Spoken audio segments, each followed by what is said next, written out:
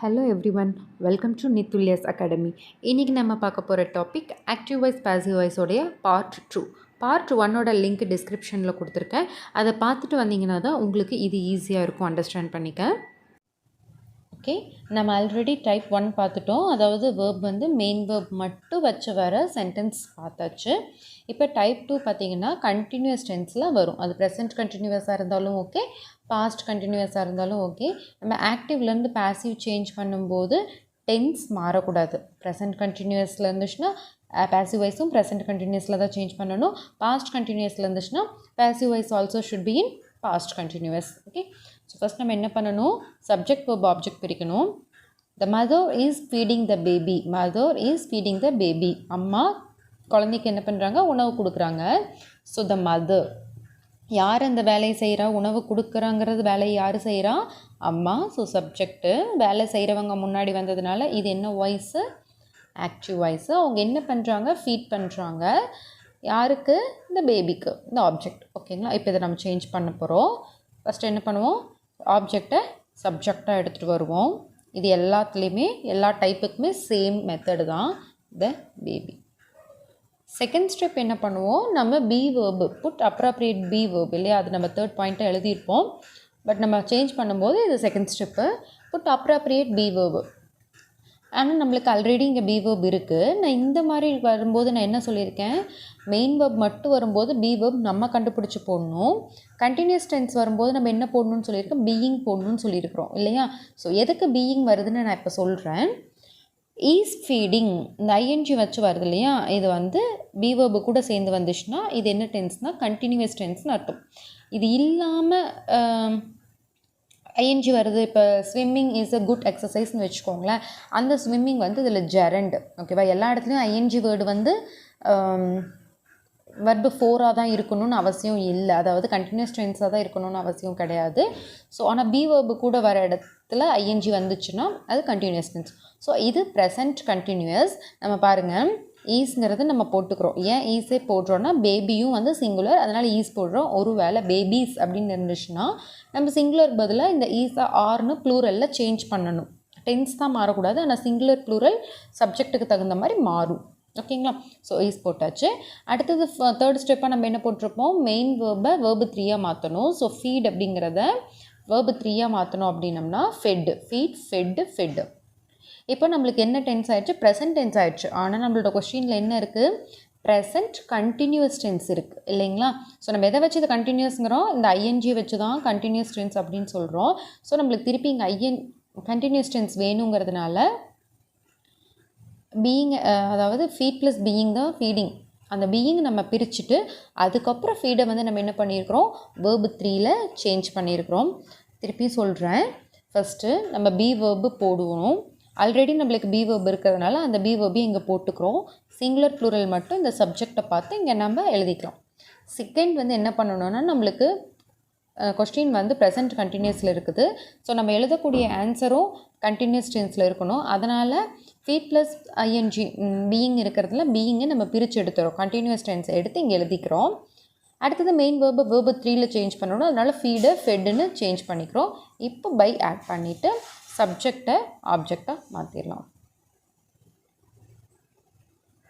So இது passive voice, அதாவது குழந்தைக்கு உணவு கொடுக்குறாங்க. ஸோ குழந்தை ஃபஸ்ட்டு வந்ததுனால இது பாசிவ் வாய்ஸ்.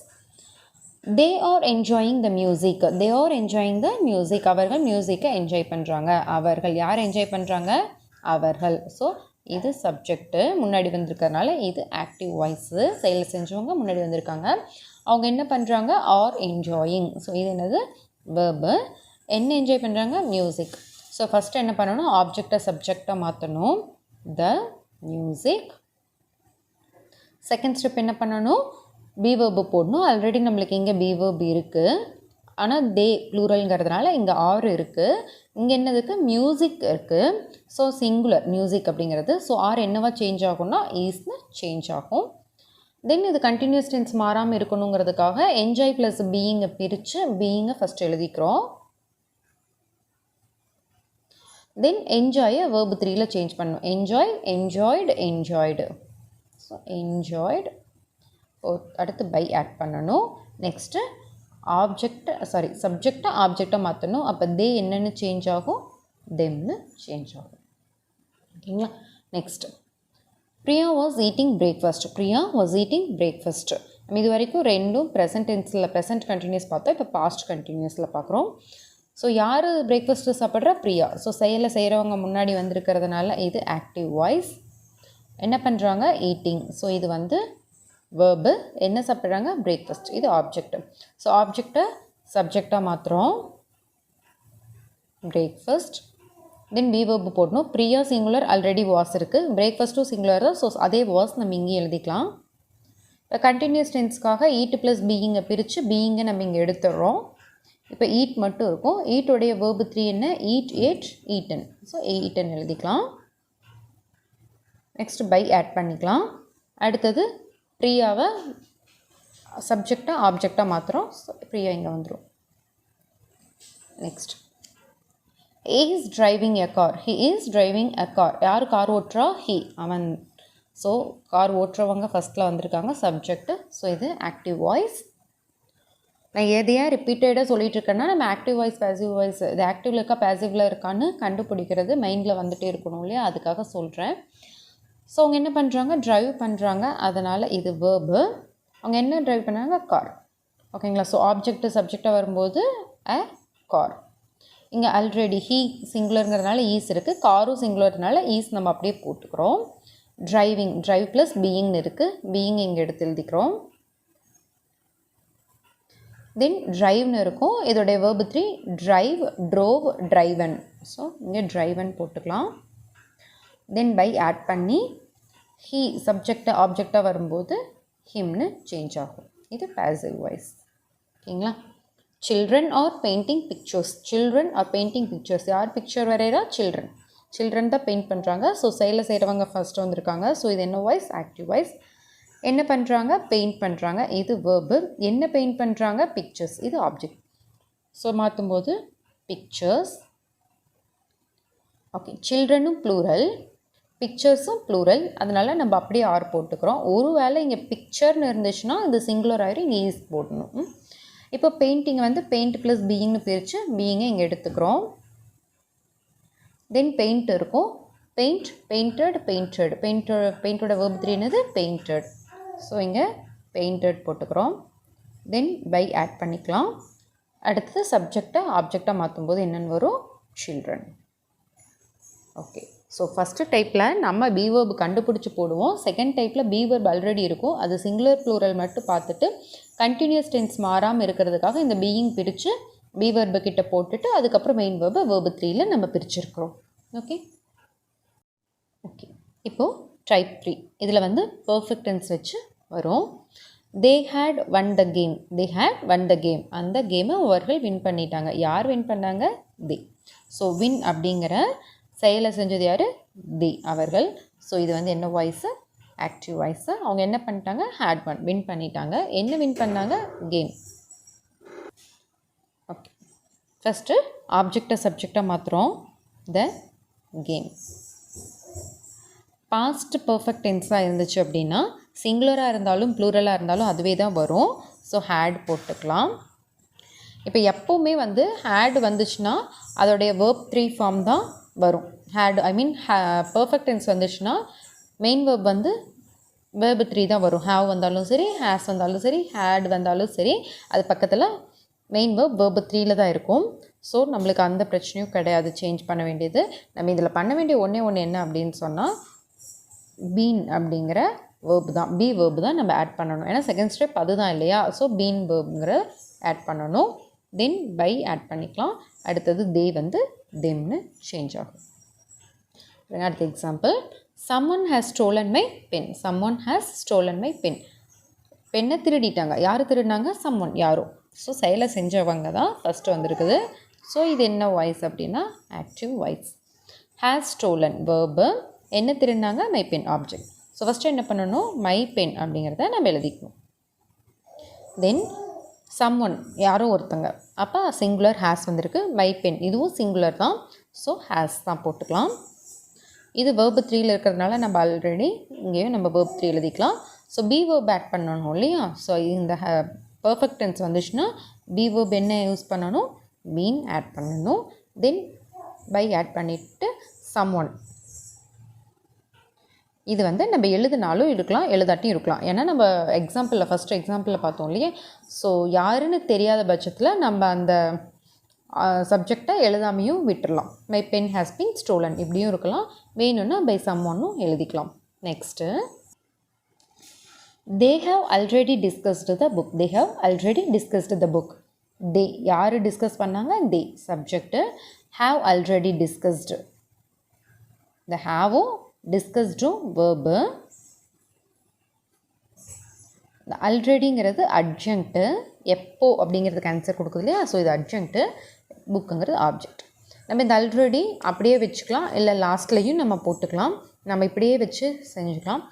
ஆப்ஜெக்ட்டுக்கு வந்து ஃபஸ்ட்டு கொண்டு வரணும் த புக். இப்போ பாருங்கள், தே ப்ளூரல்ங்கிறதுனால ஹேவ்னு இருக்குது, புக்கு வந்து சிங்குலர், அதனால் ஹேவை நம்ம என்னென்னு சேஞ்ச் பண்ணணும்னா ஹேஸ்.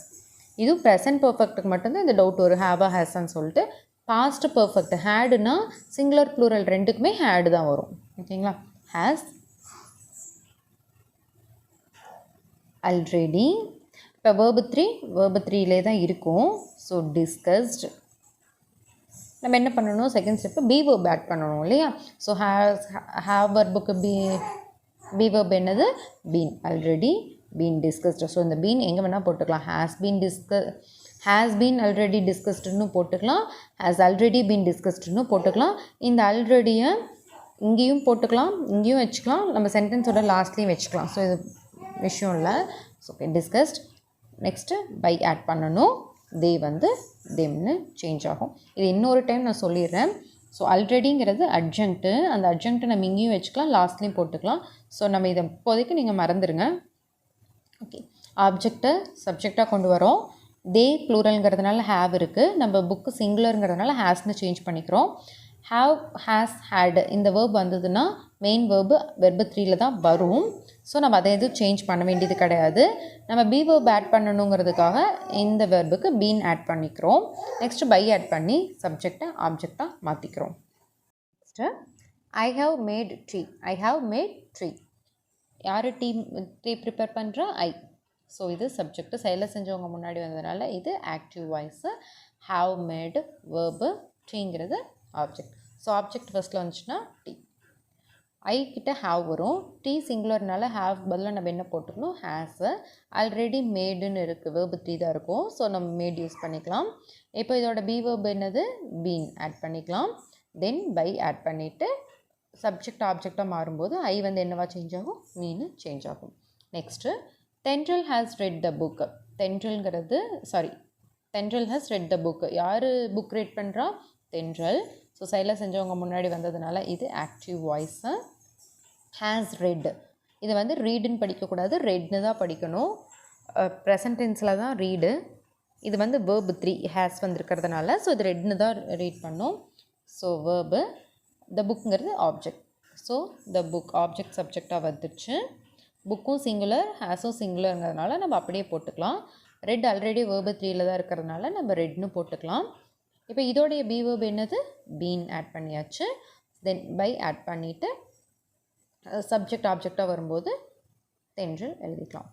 தென் இதை பாருங்கள், நான் இதை எழுதிட்டு தான் இதை போடுறேன். நான் தேர்ட் ஸ்டெப் முடிச்சுட்டு தான் செகண்ட் ஸ்டெப், அதாவது நம்ம எக்ஸாம்பிளில் ஃபோர்த் ஸ்டெப் முடிச்சுட்டு தேர்ட் ஸ்டெப் நான் எழுதுகிறேன். ஸோ கன்ஃபியூஸ் ஆகிக்க வேணாம். தென் டைப் 4 இது மாடல்ஸ், அந்த இதை வச்சு கொஸ்டின் வருது.